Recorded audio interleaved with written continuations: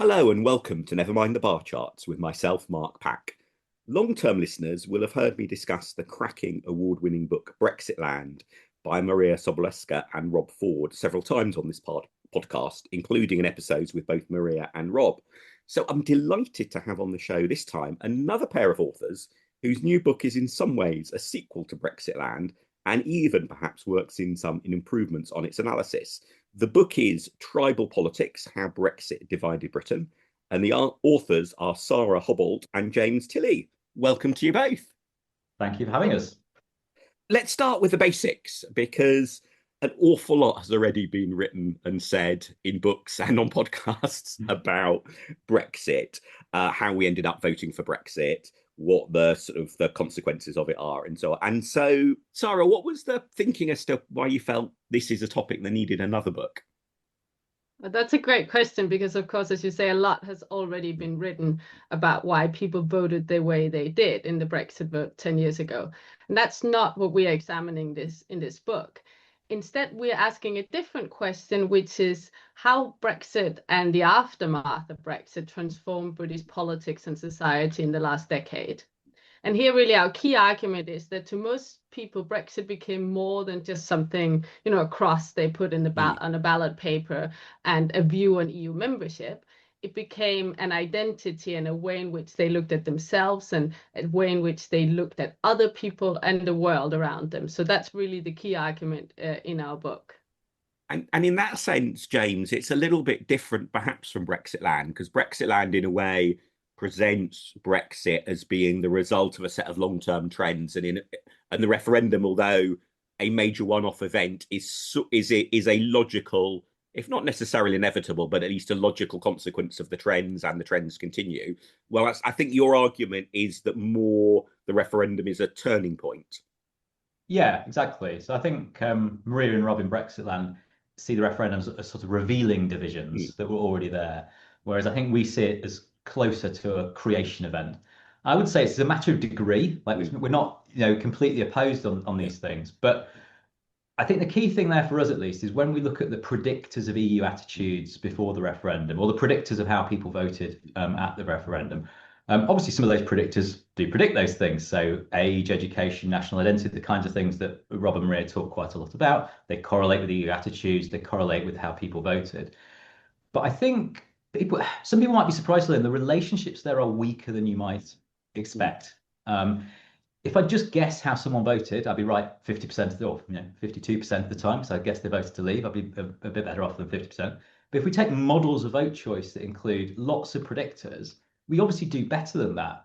But you'd only be right about 60% or so of the time. So it's not like you can just equate Brexit tribes with existing divisions to do with education or national identity. And I think the key to think about is lots of people had middling, weakly held EU attitudes about the EU, and then they were forced to pick a side.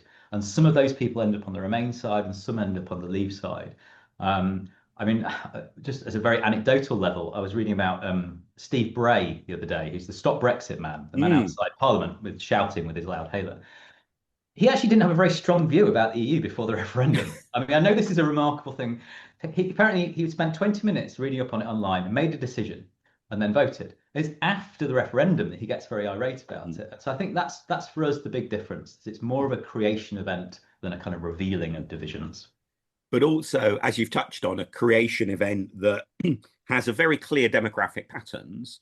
But I think, Sara, isn't it? It's those demographic patterns are not completely determinant, that there are other factors at play here. And I guess in a way this gets to the heart of what I often find as a sort of political practitioner, as it were, sometimes a little bit frustrating about political sort of science research, that, understandably the interest normally is this significant? And are there these, different factors, each of which are significant, that tells you the story? But politics, in a way, often happens in the margins beyond that. And therefore, if predictors get you to 60-70% of the explanation, well, that is important, but there's an awful lot of politics left still to explain as well, isn't there? Yes, as James said, we couldn't really, we know that younger people were more likely to vote Remain and identify as Remainers. Same with people who were less educated. Same with people who are more educated, same with people who lived in metropolitan areas. But that doesn't mean to say that we know that they would start thinking of EU and being a Remainer as a really significant part of who they are and how they looked at other people. I mean, that was really not the case before the referendum. So we can have these kind of structural correlates, but the story of British politics in the last decade is one where EU started off as an issue that wasn't very salient to people. It was salient to the British political elites. It was salient to the Conservative Party, which is why we came to have the referendum in the first place, but it wasn't salient to the ordinary man or woman on the street.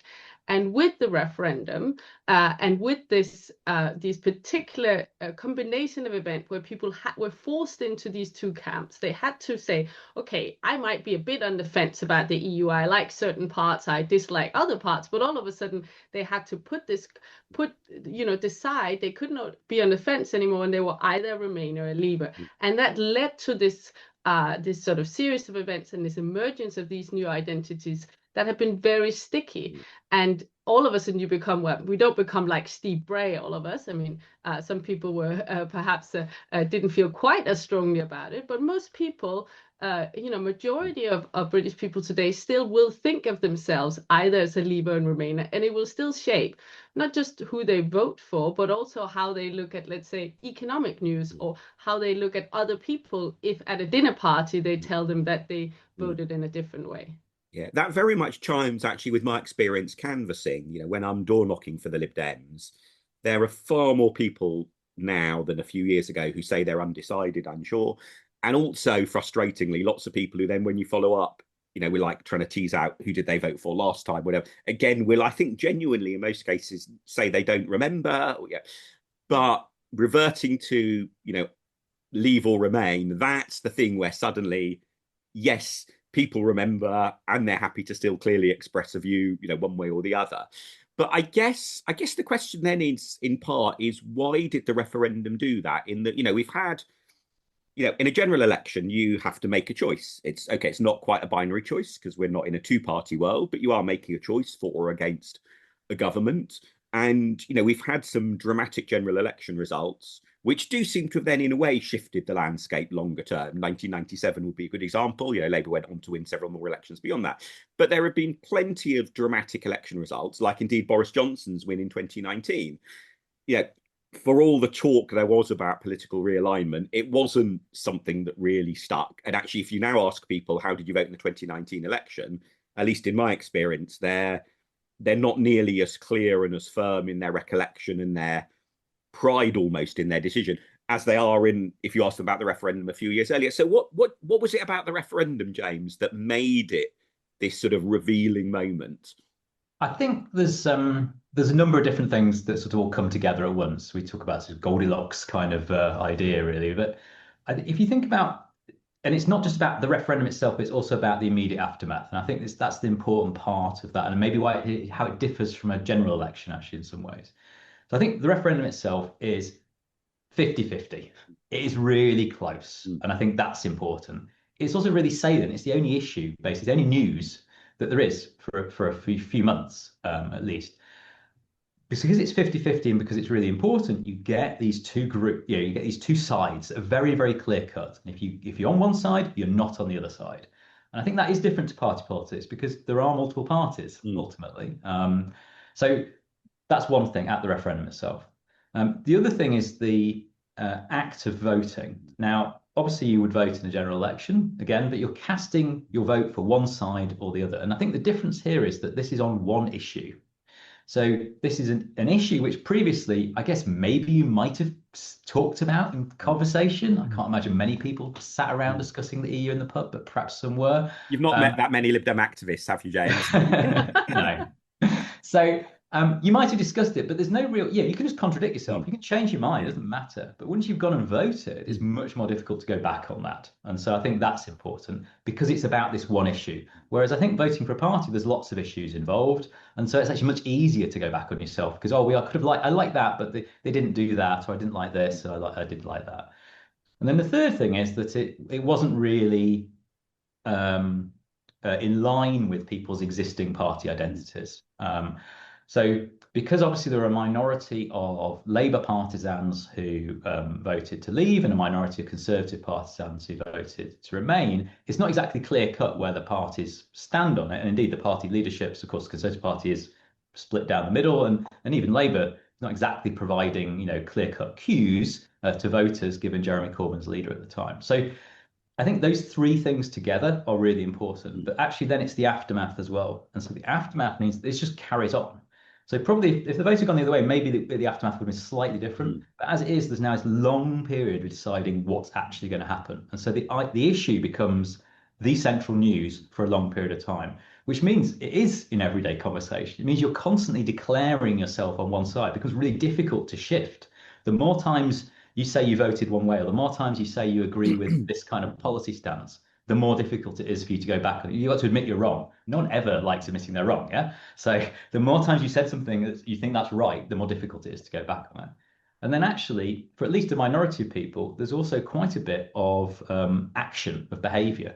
So some people went on marches, some people signed petitions. Not everybody did, but a substantial minority of people did. People maybe banged on about it amongst their friends and family or whatever. All those actions make it more difficult to go back on what's happening. So I think you've got kind of the referendum itself is kind of the ideal circumstances, if you like, for creating these, and then the aftermath is the ideal circumstances for cementing them. Once they're cemented, it becomes quite difficult for people to kind of leave them, really. Yeah, I guess one thing that occurs to me, which is sort of outside your book, so a bit of a wild card sort of thought in this sense, is the contrast, therefore, with the original 1970s referendum. Because I think the picture that you've painted is one that I can see as a sort of theoretical model that also works for the Scottish referendum and this, and the impact of that independence referendum on Scottish politics. Definitely. Although you don't quite have the same consequential implementation aftermath, you are then relatively quickly into things like Scottish Parliament elections and so on, which gives you an aftertail. But I think it's fair to say that the 1970s referendum didn't have any that sort of divisive remaking of politics impact in anything like the same way. There's a little bit of a faint echo there in that it helps explain some of the pro-Europeans in Labour leaving the Labour Party, the formation of the SDP, etc. But actually, you could tell that story of the rise of the creation of the SDP, the rise of the alliance, even with the referendum being airbrushed out of it. It feels like the referendum is a bit of the story. But so what's and I know this is a slightly unfair question in a way, because I know understandably this is a book about one referendum. It's not a book about both the European. But do you have a sense therefore of what's different or was different about this referendum from the first one, as to what, because the first one absolutely cut across party lines, for example. There's this lovely photo of Margaret Thatcher in a pro-European jumper, which is always quite good fun sometimes for winding up Brexiters. But it fits a lot of the criteria, yet doesn't seem to have had the same impact. I don't know if any of you have thoughts back to the 1970s. I mean, I think part of it is in what James said about the aftermath, because of course the 1975 referendum ended up with what we can think of as a status quo vote. So there wasn't really a lot of it. This was a referendum that already happened after Britain had already joined. So Britain was in what was then the EEC. And so this was a question, should Britain stay in? And by deciding with quite a big majority, so it wasn't as tight either in terms of the two sides as we had in the 2016 referendum, but by deciding, in a sense, okay, we're having more of the same with such a decisive vote, other than, of course, what rumbled on in terms of the political elites, amongst ordinary people, that was then, it's settled, and we're not going through years and years of revisiting that. Of course, it didn't stop within the Labour Party and then within the Conservative Party of being an issue, but amongst ordinary people, there wasn't this aftermath where the story kept being revisited, where people kept having to think about and take a stance and signal where they stood on the issue. So I think that's a major difference, and also a major difference in other referendums we see across Europe, whereas, of course, in Scotland, although that was also we can think of a status quo outcome, of course, the issue is still one that was revisited because of the SNP that very much kept it on the agenda in a way that wasn't the case after the 75 referendum. I think the other difference I'd mentioned about the 75 referendum is just there's perhaps other fish to fry at the time.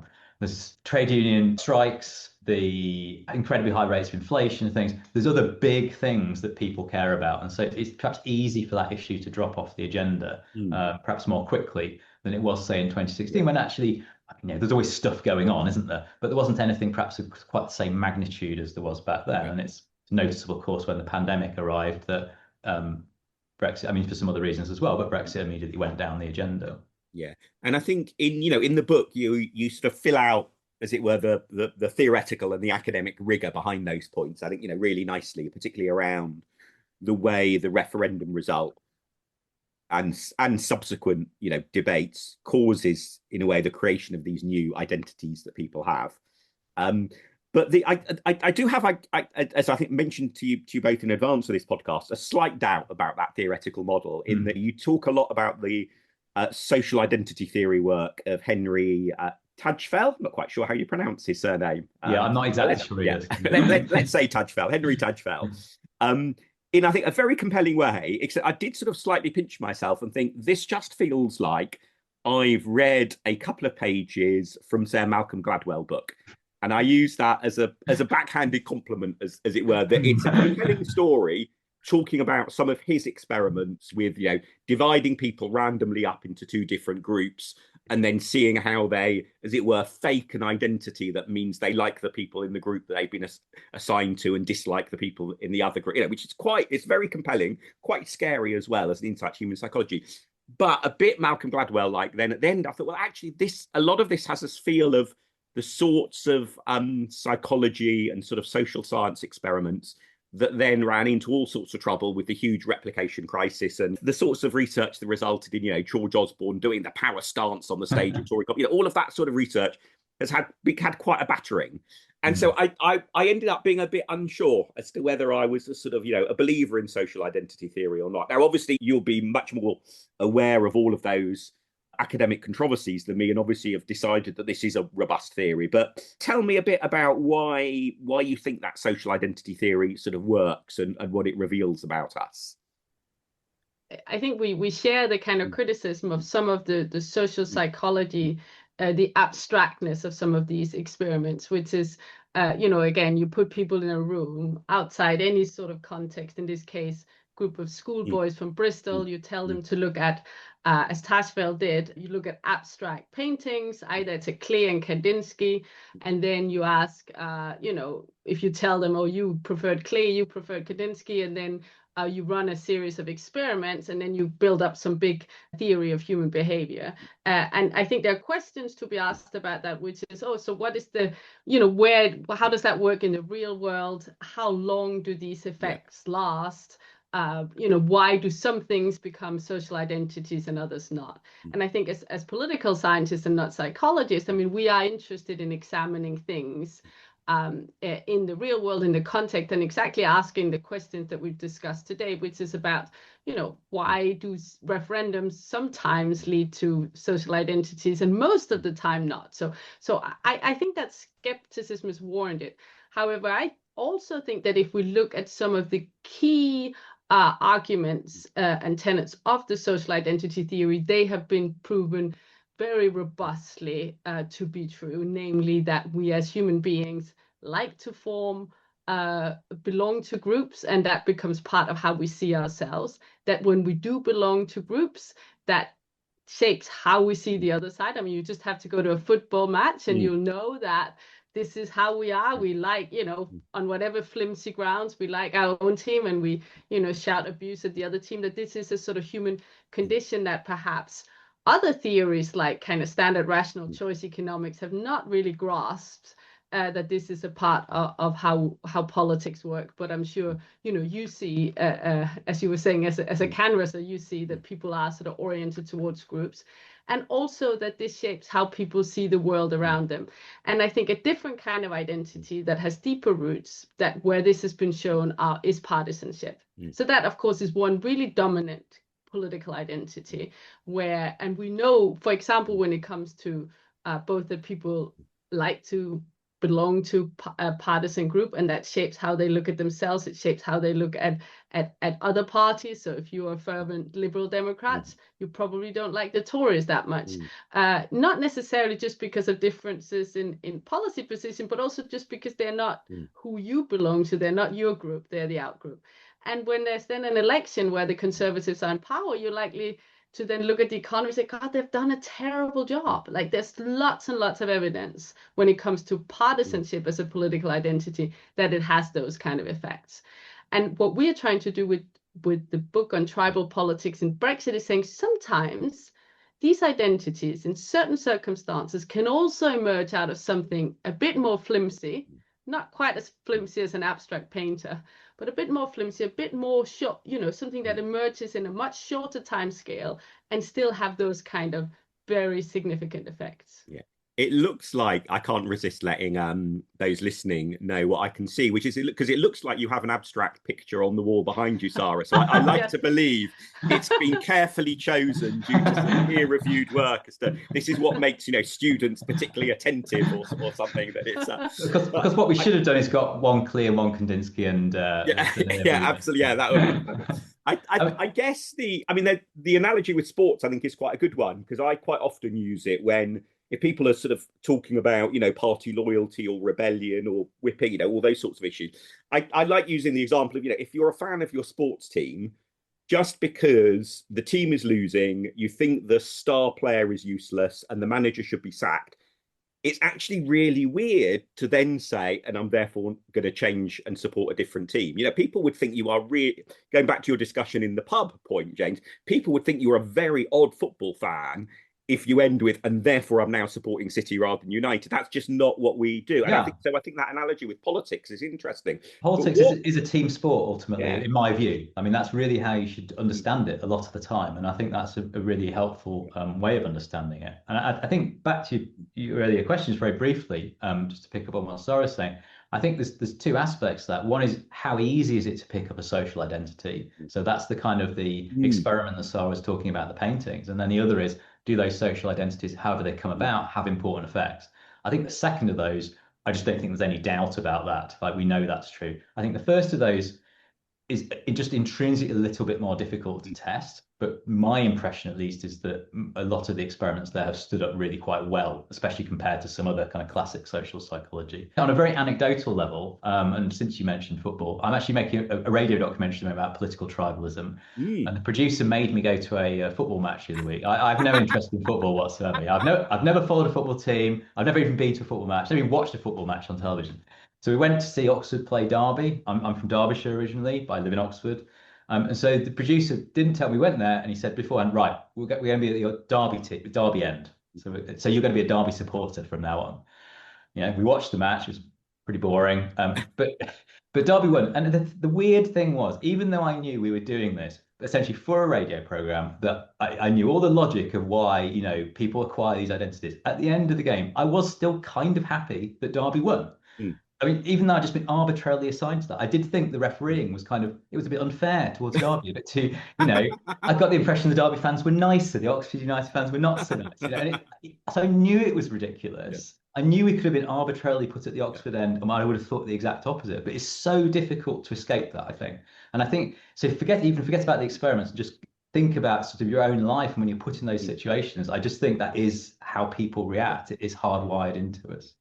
And you have a really, I was going to say nice, but actually in a way scary and depressing example of some of the evidence on this, when you look at which Brexit camp people ended up in also ended up influencing their objective views, well, subjective, I guess, but their subjective views, but of how the economy is doing.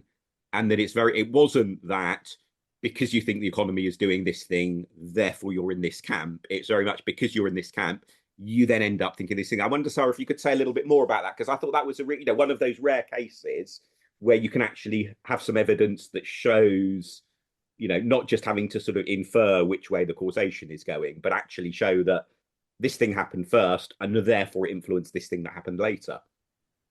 So what is fascinating, that if you track what Leavers and Remainers, as what they ended up voting in the run-up to the referendum, they were actually very similar in their views on the economy. There wasn't really any big difference between them. It wasn't like one side was more optimistic than the other side. But then overnight, as the referendum result was, or at least in a matter of days, as the referendum result was announced, people who were Remainers became immediately pessimistic about the economy and remained pessimistic. And Leavers, I mean, to be fair, they didn't become a lot more optimistic, but they remained as optimistic as they were going into the referendum. And this is perhaps what psychologists would call sort of motivated reasoning. So that once we pick the side, we seek out the facts that confirm that we were right. So if you're a Remainer and you voted to stay in the EU, and then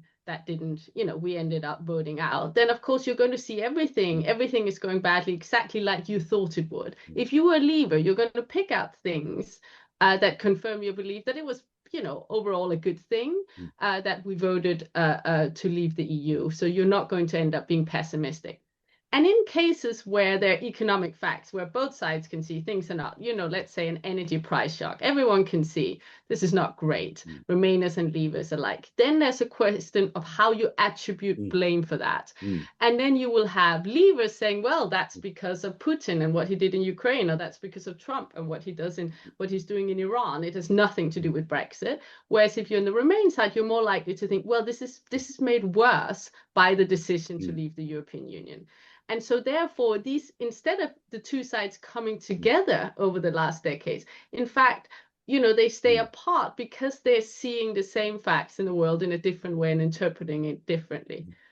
And there's evidence of that throughout the book. Yeah, and I think when I was reading that bit of the book, and I suspect people listening to you just now will probably have social media in their mind. They're sort of thinking, oh, well, part of this is about echo chambers, part of it is about algorithms, and the way, even if you think you're not going out of your way to get a biased picture of the economy, actually it's just really hard to get a rounded, balanced picture if you're consuming a lot of news through social media, because there is a reinforcing effect there. And so I was all expecting, in a way, at some point to turn the page and to, think, oh, I wonder what they're going to say about echo chambers and the evidence on that. And when I did turn the page on that, you actually very much surprised me by sort of, presenting evidence, making the case that social media isn't really very much a part of all of this story. So what is it that made you take that slightly contrarian turn, if I can say, in the book on the role of social media?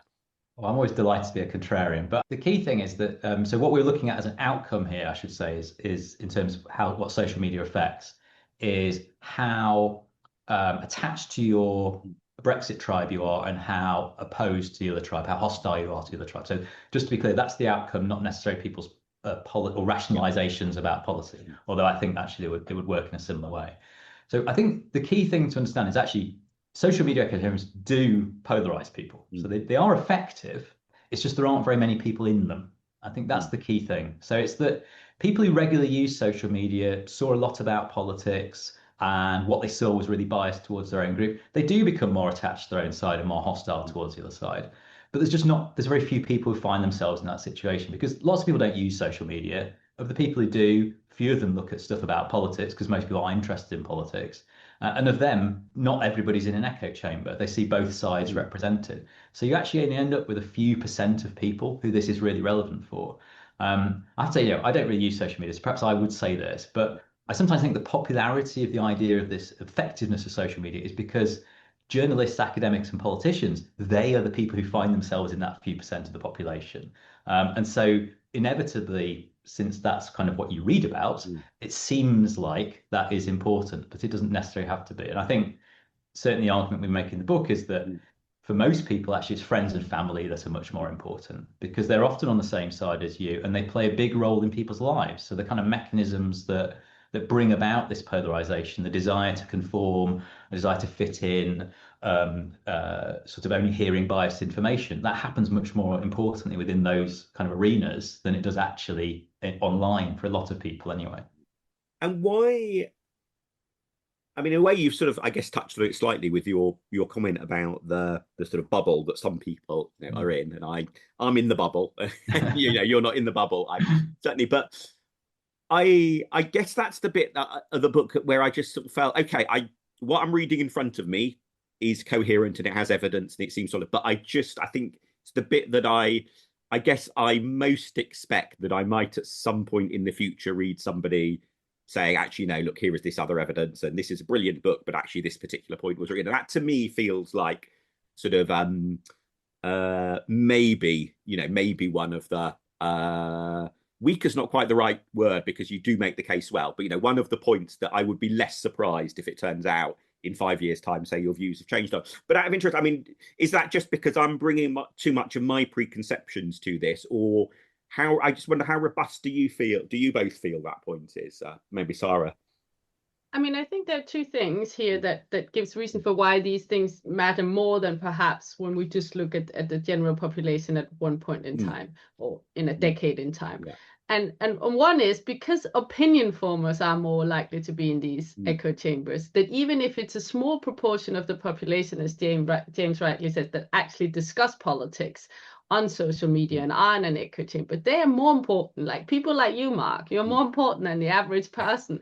So that means that therefore these things become more sticky, the polarization remains. So I think that's an important point. I think the other thing is, if we look at media consumption by generation, younger people are much less likely to read newspapers or what sort of 7 o'clock or 10 o'clock news or whatever. So they're much more likely to self-select into echo chambers. So I think we could expect in the future that the effect of echo chambers, which we do find amongst the group, that will then be a much bigger group. So I agree with you. I think the finding that we had doesn't mean that just because at this point in time that wasn't the main driver of the polarization we're finding, doesn't mean that social media and media consumption isn't going to be a bigger issue going forward.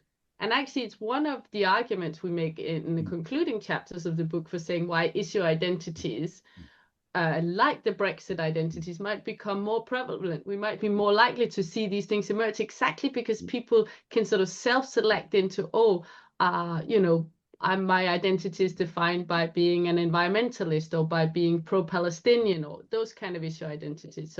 So I think it's a good point you're making. Yeah. And I think the other thing is that these things are not necessarily kind of contradictory. So I was talking about family and friends versus social media, but actually, of course, if your family and friends, Mark, will hear a lot from you probably about Brexit or did over the relevant time period. So in that sense, you're an opinion former within that little group. And so you might be somebody who's actually affected by social media, and then there's an indirect effect on other people. And that's not something we really look at, but there is evidence from the United States that is to some extent at least what happens, that you get kind of people who are kind of quite committed partisans who receive relatively biased information, and then they sort of pass that on to people who don't care so much, which is, of course, most people aren't interested in politics. And in a way, perhaps the most potentially dangerous aspect of that is amongst sort of journalists and other people making decisions about stories in the media, because I'm quite struck, and of course this may be my own bias in terms of what I see and what I pay attention to, but I'm quite struck that it seems to me when there are stories that have a mistake, an error, or a sort of misleading sort of tilt to them about numbers to do with immigration or small boats, all the errors happen one way, but all the errors are to make the numbers seem larger or the declines seem smaller than they actually are.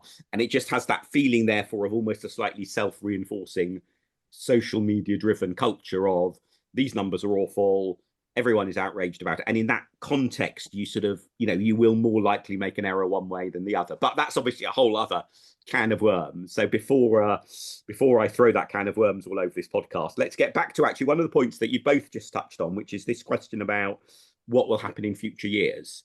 Because I think there's an interesting sort of timescale thing here, because I think you make the case very well that those new identities that came out of the referendum have persisted. They've not just suddenly dissipated again. And I think they've persisted.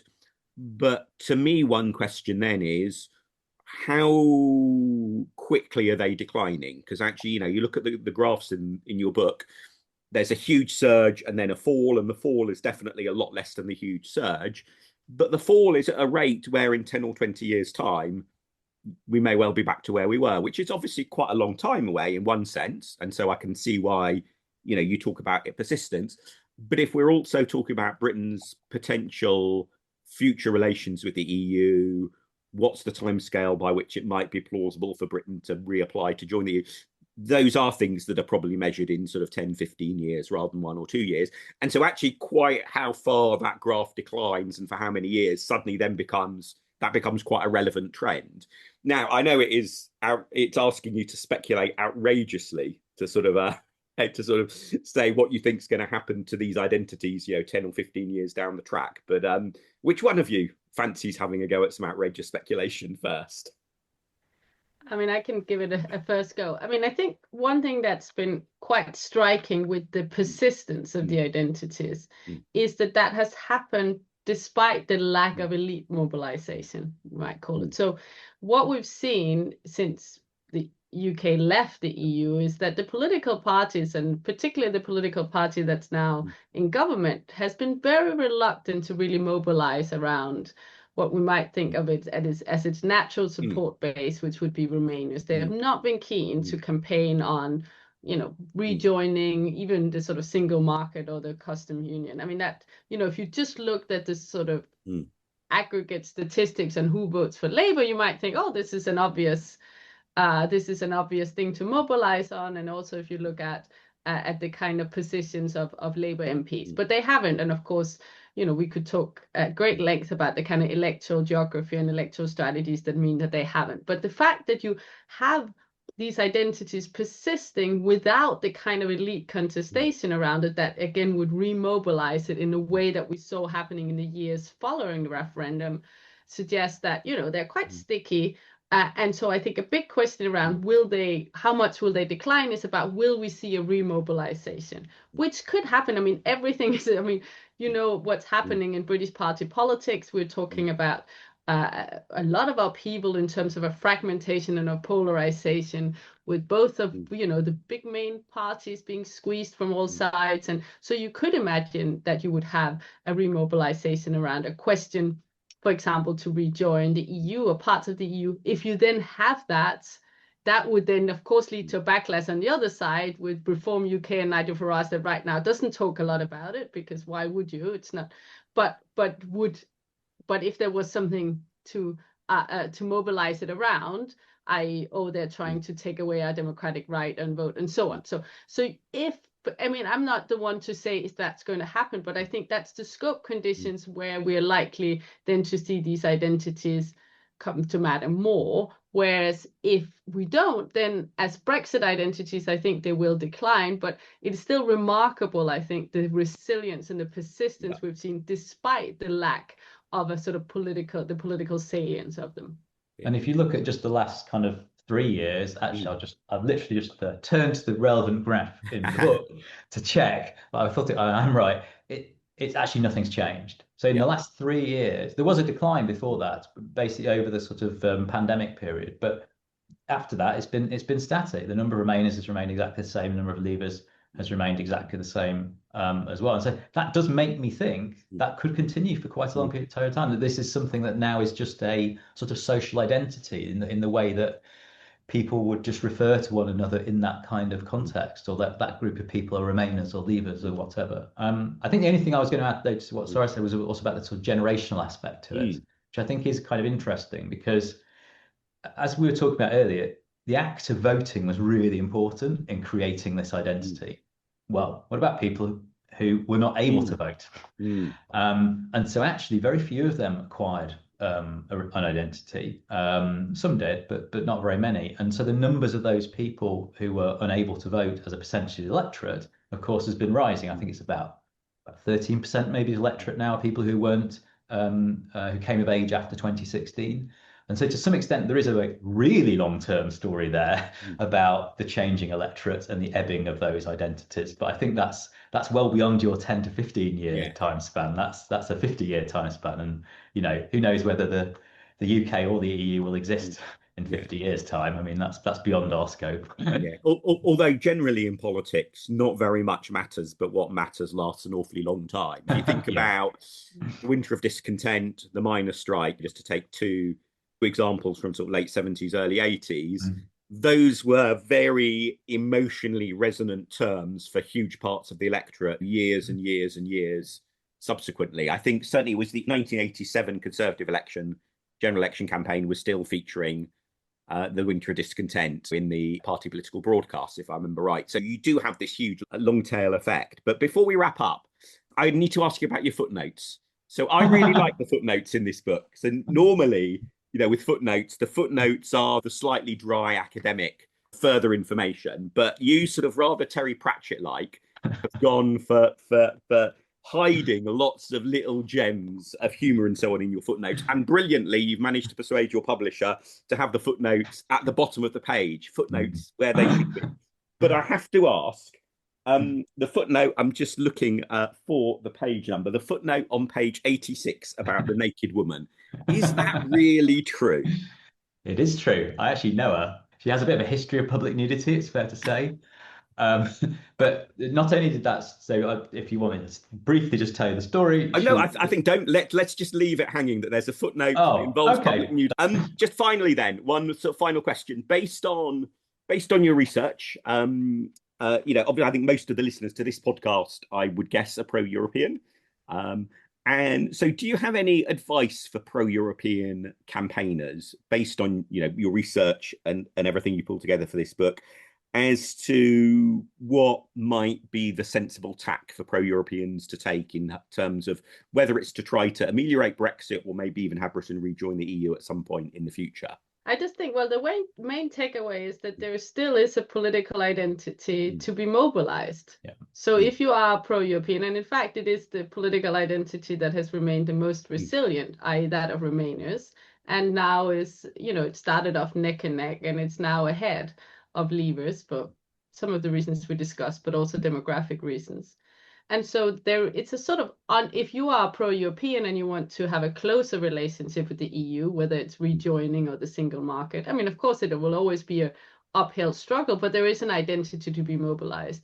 Of course, when that happens, as we talked about, there will also be an identity on the other side that will then be remobilized. So it won't be an easy fight if that's the fight you're engaging it, but it's an untapped resource, you could say, for the sort of pro-Remain, pro-EU parties at the moment.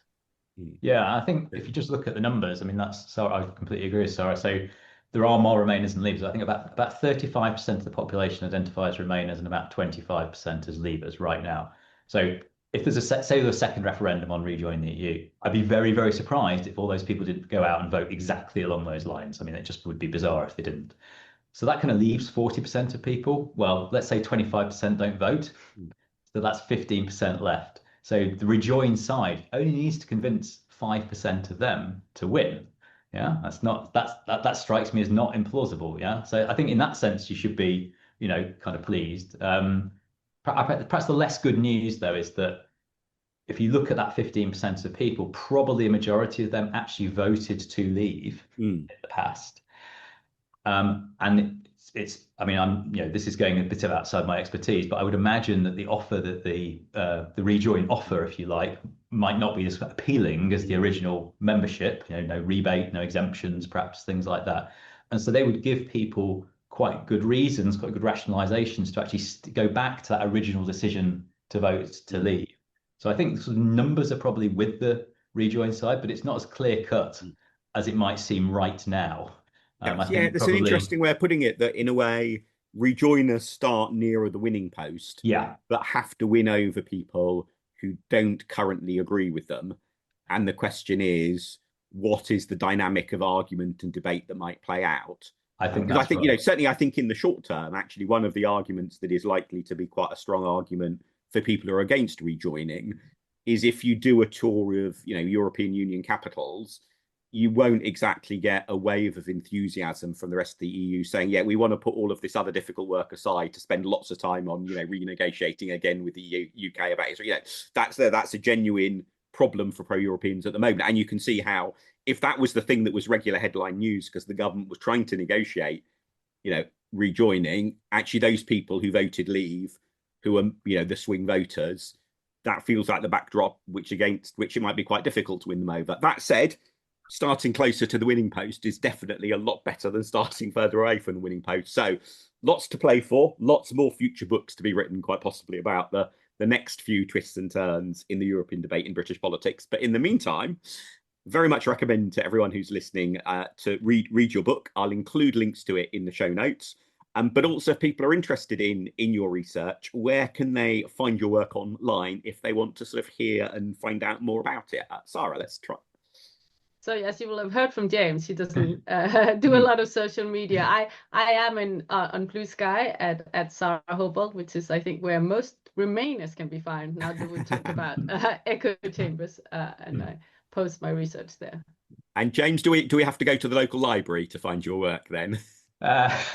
Well, yes. I do have a department website, but I don't think that's of any great interest to anybody. So I will say your department IT team isn't listening. Yeah, I will say, as I mentioned, I'm making a radio documentary at the moment, which will be on Radio 4 in June, and so that might be of interest to people who are interested in this kind of discussion. It's not exactly about the book, but more about political tribalism in a wider sense, but thinking about the referendum. So, yeah, that sounds absolutely fascinating. So very much look forward to that. And thank you to everyone for listening. If you like listening, please do also check out my other podcast, Political Fictions, in which Corey Hazelhurst and I review TV shows and films about politics. Recent episodes include both The Thick of It Season 1 and All the President's Men, about the Watergate crisis. You can find Political Fictions in all the same places you found this podcast. But most importantly, thank you, Sara. Thank you, James. That's been absolutely fascinating. And I should say, the footnote about nudity, I've got the page number from the uncorrected proofs. So when everyone rushes out to buy the book, it's page 86, give or take a page or two, just in case. But thank you very much, everyone.